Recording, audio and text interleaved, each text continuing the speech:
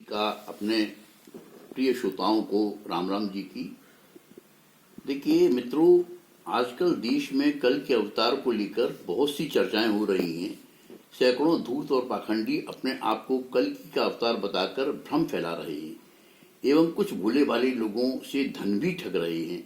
अब इनके साथ जो होगा वह तो होगा और वह ईश्वरी दंड के रूप में होगा, जैसा कभी करोड़ों हिंदुओं के चहेते आशाराम बापू के साथ हुआ, जो अपनी तुलना कृष्ण भगवान से करने लगे थे और भगवान कृष्ण की रासलीला की गलत व्याख्या करते हुए अपने ही भोले भाले भक्तिनों के साथ दुराचार करने लगे थे, जैसा बाबा राम रहीम के साथ हुआ जो स्वयं को ईश्वर बताने लगे थे। पर इन छद्म कल के अवतारों से जहां भ्रम की स्थिति बन रही है, वहीं हमारे सनातन धर्म के प्रति अश्रद्धा और अविश्वास भी उत्पन्न हो रहा है। मुझे स्मरण है कि जब 1971 के भारत पाकिस्तान युद्ध में पाकिस्तान को शर्मनाक पराजय देते हुए उस समय की हमारी प्रधानमंत्री श्रीमती इंदिरा गांधी ने पूर्वी पाकिस्तान को पाकिस्तान से अलग करते हुए पृथक व स्वतंत्र बांग्लादेश की स्थापना की थी, 1 लाख पाकिस्तानी सैनिकों को बंदी बनाया, तो उस समय देश में इंदिरा गांधी का और विदेशों में भारत के डंका पिटने लगा था। मैं उस समय 16-17 वर्ष का था, धार्मिक विचारों का था। उस समय मैंने अपने आसपास के परिवेश में ये चर्चा सुनी थी कि भारत को इतनी शानदार जीत दिलाने वाली हमारी प्रधानमंत्री ही कल के अवतार हैं। ये चर्चा यद्यपि पूरे देश में व्याप्त थी। खुद उस समय विपक्ष के नेता श्री अटल बिहारी वाजपेयी ने संसद में श्रीमती गांधी को दुर्गा का अवतार घोषित कर दिया था। उस समय ये चर्चा इतनी बढ़ गई थी कि चारों पीठों की उस समय के शंकराचार्यों ने एक मीटिंग की थी। ये 4 पीठ थे, दक्षिण में श्रृंगेरी मठ, पश्चिम में शारदा मठ, पूर्व में गोवर्धन पीठ और उत्तर में ज्योतिर्मठ पीठ। इन चारों पीठों के शंकराचार्यों ने, उस समय के जो शंकराचार्य थे, उन्होंने इस प्रश्न पर विचार करने के लिए और कल के अवतार की पहचान के लिए निम्नलिखित 8 आधार नियत किए थे। पहला आधार था, कल के अवतार कोई पुरुष होगा, महिला के रूप में कल के अवतार नहीं होगा।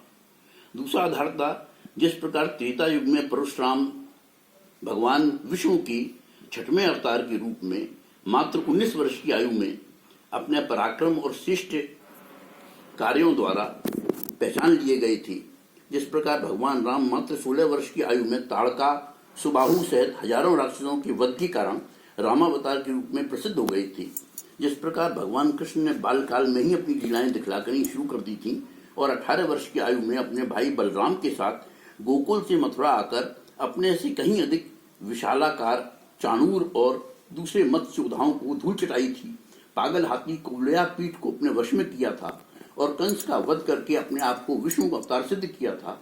वैसे ही कल के भगवान अपने अवतरण के 20 वर्ष तक अपनी पहचान कल के रूप में, कल के अवतार के रूप में बना लेंगे। तीसरा पहचान चिन्ह था कि कल की भगवान राम व कृष्ण की तरह पीताम्बरधारी होंगी। चौथा पहचान चिन्ह ये शंकराचार्यों ने नियत किया था कि कल के अवतार के वाम भाग अर्थात बाएं हिस्से में, हृदय के बाएं हिस्से में भृगुलता का चिन्ह एवं दाएं भाग में श्रीवत्स चिन्ह होना चाहिए। भृगुलता चिन्ह भगवान की सहिष्णुता एवं क्षमाशीलता का प्रतीक है, वहीं श्रीवत्स उनकी शरणागत वत्सलता का प्रतीक है। 5वां पहचान चिन्ह जो शंकराचार्यों ने निश्चित किया था वो ये था, जो भी कल के अवतार होंगी उनकी जन्म कुंडली अद्भुत होगी। उनकी जन्म कुंडली में लग्न स्वामी चंद्र, शुक्र व बुध से युक्त होगा। 6वां पहचान चिन्ह शंकराचार्य जी ने यह नियत किया था कि परशुराम व रामावतार की भांति जो भी कल के रूप में अवतरित होगा वह अपने मुख से स्वयं को कल के अवतार नहीं कहेगा, अपितु अपने श्रेष्ठ कार्य व्यवहार से लोग स्वयं उसको कल के अवतार मानने लगेंगे। चारों शंकराचार्यों ने 7वां पहचान चिन्ह ये निश्चित किया था कि जो भी कल के अवतार होगा प्रकृति पर उसका पूर्ण नियंत्रण होगा, जिसके द्वारा वह प्रकृति की विनाशकारी रूप से मानवता की रक्षा करेगा। और 8वां पहचान चिन्ह शंकराचार्यों ने बताया था कि कल्कि के पिता का नाम का अर्थ ईश्वर का प्रचारक व माता के नाम का अर्थ श्रेष्ठ बुद्धि वाली महिला होगा, श्रेष्ठ बुद्धि से युक्त। तो देखिए ये 8 पहचान चिन्ह निश्चित किए गए थे। तो मैं तो आपसे कहता हूं, जो भी अपने को कल के अवतार घोषित करता है उससे उसकी 8 पहचान चिन्ह जरूर देखें, और जिस किसी व्यक्ति में 8वां चिन्ह न हो उसको भूल कर भी कल के अवतार न माने। कल के भगवान जब भी अवतरित होंगे इन 8 चिन्हों को धारण किए होंगे। जय राम जी की।